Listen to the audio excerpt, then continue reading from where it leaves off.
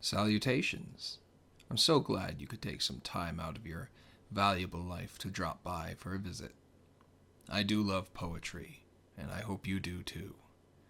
Nothing better to warm a stone-cold heart than words that pierce it like a knife. Since this is my first video, tonight I'm going to be reading 3 poems that I think do a good job summarizing the type of poetry that will be appearing in future videos. The first poem is called The Vampire by Conrad Aiken. The second poem is called Ghost House from Robert Frost. And the last one is called The Shadow on the Stone by Thomas Hardy. So, once again, thank you for stopping by, and I invite you to pull up a chair, take a seat, and enjoy. The Vampire by Conrad Aiken. She rose among us where we lay. She wept, we put our work away. She chilled our laughter, stilled our play, and spread a silence there. And darkness shot across the sky, and once and twice we heard her cry, and saw her lift white hands on high and toss her troubled hair. What shape was this who came to us, with basilisk eyes so ominous, with mouth so sweet, so poisonous, and tortured hands so pale? We saw her wavering to and fro, through dark and wind we saw her go, yet what her name was did not know, and felt our spirits fail. We tried to turn away, but still above we heard her sorrow thrill, and those that slept they dreamed of ill and dreadful things, of skies grown red with rending flames and shuddering hills that cracked their frames, of twilights foul with wings, and skeletons dancing to a tune, and cries of children stifled soon, and all over a blood-red moon a dull and nightmare sighs. They woke and sought to go their ways, yet everywhere they met her gaze, her fixed and burning eyes. Who are you now? We cried to her, spirit so strange, so sinister. We felt dead winds above us stir, and in the darkness heard a voice fall, singing, cloying sweet, heavily dropping through that heat, heavy as honeyed pulses beat, slow word by anguished word. And through the night strange music went, with voice and cry so darkly blent, we could not fathom what they meant, save only that they seemed to thin the blood along our veins, foretelling vile delirious pains, and clouds divulging blood-red rains upon a hill undreamed. And this we heard, who dies for me, he shall possess me secretly. My terrible beauty he shall see, and slake my body's flame. But who denies me cursed shall be, and slain, and buried loathsomely, and slimed upon with shame. And darkness fell, and like a sea of stumbling deaths we followed, we who dared not stay behind. There all night long beneath a cloud we rose and fell, we struck and bowed, we were the plowmen and the plowed, our eyes were red and blind. And some, they said, had touched her side before she fled us there, and some had taken her to bride, and some lain down for her and died, who had not touched her hair, ran to and fro and cursed and cried, and sought her everywhere. Her eyes have feasted on the dead, and small and shapely is her head, and dark and small her mouth, they said, and beautiful to kiss. Her mouth is sinister and red, as blood in moonlight is.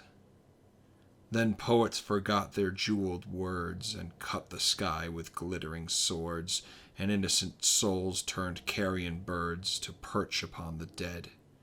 Sweet daisy fields were drenched with death, the air became a charnel breath, pale stones were splashed with red. Green leaves were dappled bright with blood, and fruit trees murdered in the bud. And when at length the dawn came green as twilight from the east, and all that heaving horror ceased, silent was every bird and beast, and that dark voice was gone. No word was there, no song, no bell, no furious tongue that dreamed to tell, only the dead who rose and fell above the wounded men, and whisperings and wails of pain, blown slowly from the wounded grain, blown slowly from the smoking plain, and silence fallen again, until at dusk, from God knows where, beneath dark birds that filled the air, like one who did not hear or care, under a blood-red cloud, an aged plowman came alone, and drove his share through flesh and bone, and turned them under to mold and stone. All night long he plowed.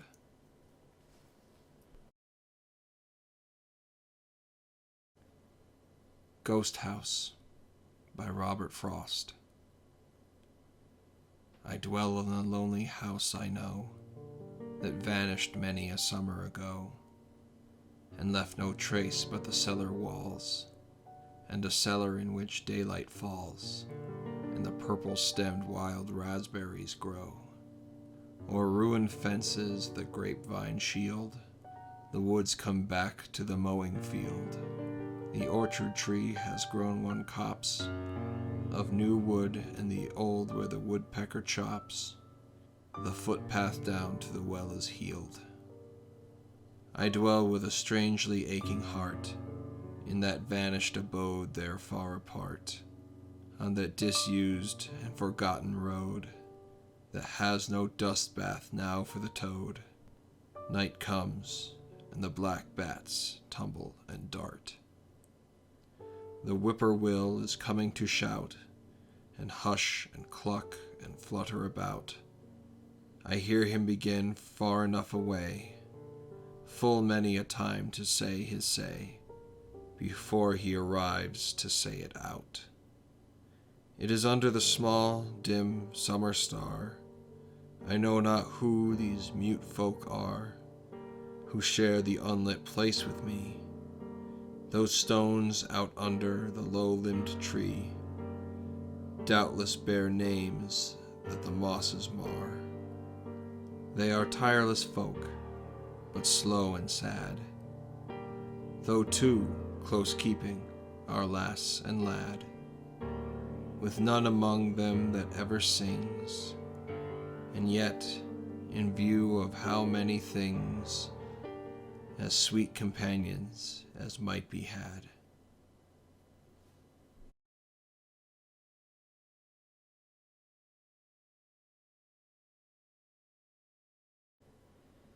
The Shadow on the Stone by Thomas Hardy. I went by the druid stone that broods in the garden white and lone, and I stopped and looked at the shifting shadows that at some moments fall thereon from the tree, hard by with a rhythmic swing, and they shaped in my imagining to the shade that a well-known head and shoulders threw there when she was gardening. I thought her behind my back, yea, her I long had learned to lack, and I said, I am sure you are standing behind me, though how do you get into this old track? And there was no sound but the fall of a leaf as a sad response, and to keep down grief I would not turn my head to discover that there was nothing in my belief. Yet I wanted to look and see that nobody stood at the back of me. But I thought once more, nay, I'll not unvision a shape which, somehow, there may be. So I went on softly from the glade, and left her behind me throwing her shade. As she were indeed an apparition, my head unturned, lest my dream should fade.